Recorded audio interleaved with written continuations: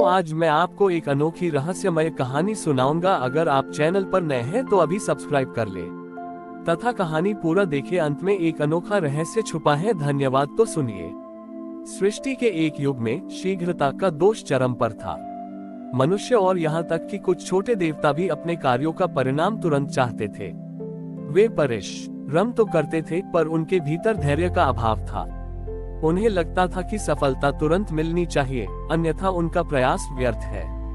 इसी शीघ्रता के कारण पृथ्वी पर काल बीज नामक एक दैवी वृक्ष विलुप्त होने के कगार पर पहुंच गया था। ये वृक्ष अत्यंत चमत्कारी था।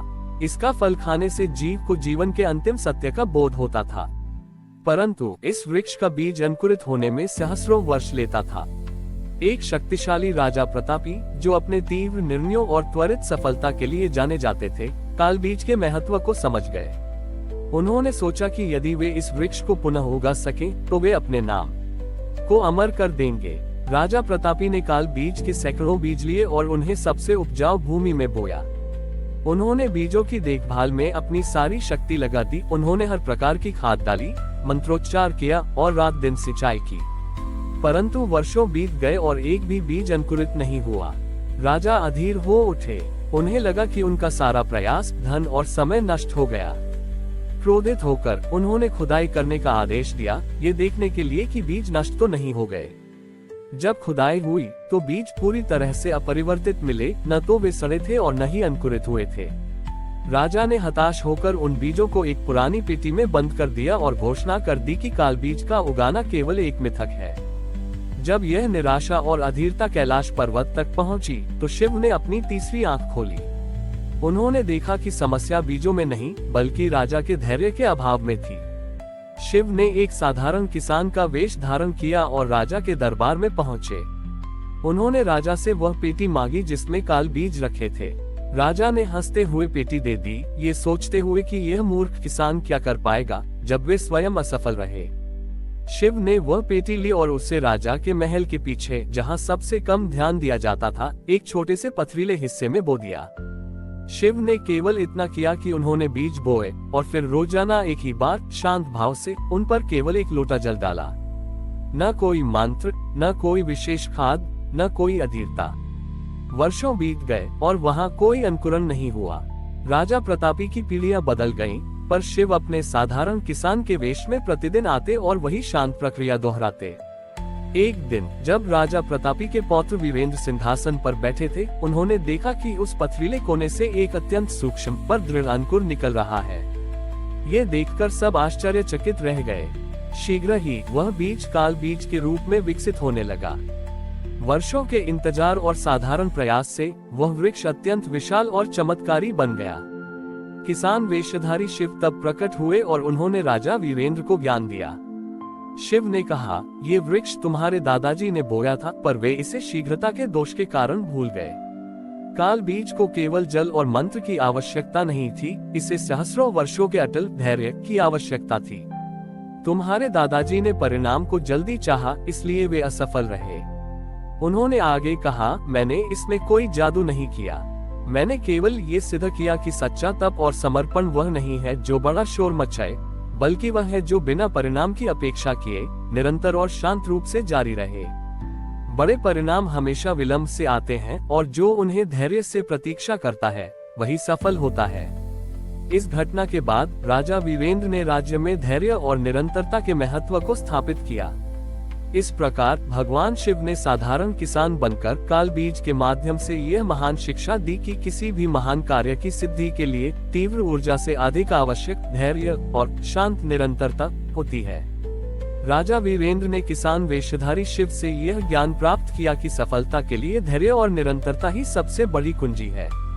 उन्होंने तुरंत राज्य में धैर्य पर्व की शुरुआत की, जहां लोगों को सिखाया जाता था कि वे छोटे छोटे कार्यों में भी शांत निरंतरता बनाए रखें। काल बीज का वृक्ष अब पूरी तरह विकसित हो चुका था और उसमें पहला सुनहरा फल लगा।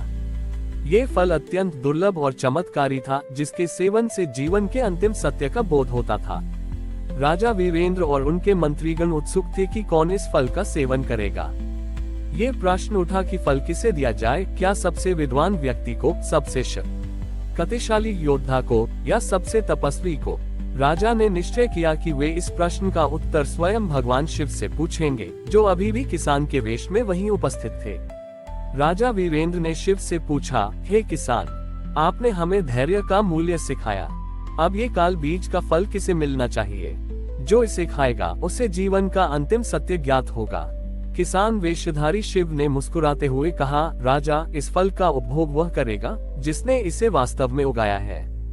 सभी ने सोचा कि शिव स्वयं या राजा वीरेंद्र को यह फल मिलेगा, परंतु शिव ने एक वृद्ध मालिनी सुशीला की ओर इशारा किया, जो कई वर्षों से उस बाग की देखभाल कर रही थी जहां ये बीज अंततः अंकुरित हुआ था।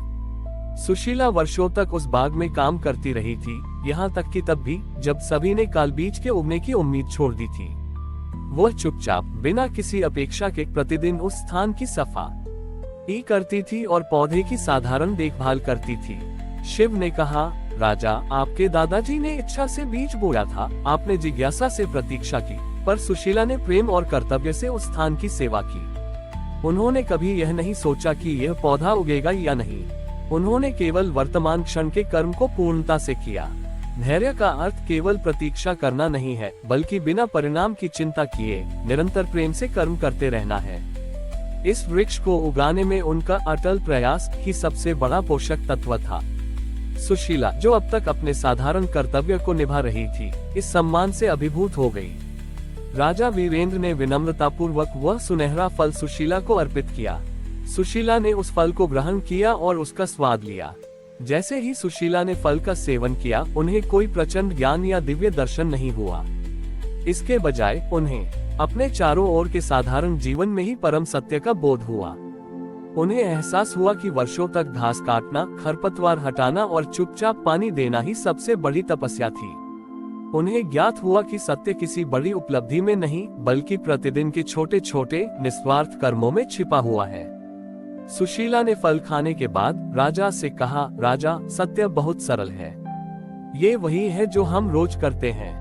हमें बड़े बड़े सत्य की तलाश नहीं करनी चाहिए, बल्कि अपने छोटे छोटे कर्मों को सत्य ईमानदारी से करना चाहिए। इस अनुभव ने राजा वीरेंद्र को और भी गहरा ज्ञान दिया। उन्होंने समझा कि शिव ने काल बीज को ऐसी महिला को देकर, जो केवल अपने कर्तव्य के प्रति समर्पित थी, ये सिद्ध कर दिया कि मोक्ष या परम ज्ञान किसी महान प्रयास का विशेषाधिकार नहीं है, बल्कि शुद्ध हृदय से किए गए साधारण कर्म का सहज परिणाम है। इस प्रकार शिव ने काल बीज के माध्यम से यह शिक्षा दी कि जीवन की सबसे बड़ी सफलता चुपचाप, निरंतर और प्रेम पूर्वक अपने कर्तव्य का पालन करते रहने में है। हमारी और भी आध्यात्मिक एवं अनोखी कहानियां देखने के लिए हमारे चैनल पर जाएं तथा धार्मिक एवं पौराणिक अनोखी कहानियां हमारे चैनल पर है। कृपया जाके देखें तथा हमारे चैनल को सब्सक्राइब करके रखें और वीडियो लाइक जरूर करें। धन्यवाद।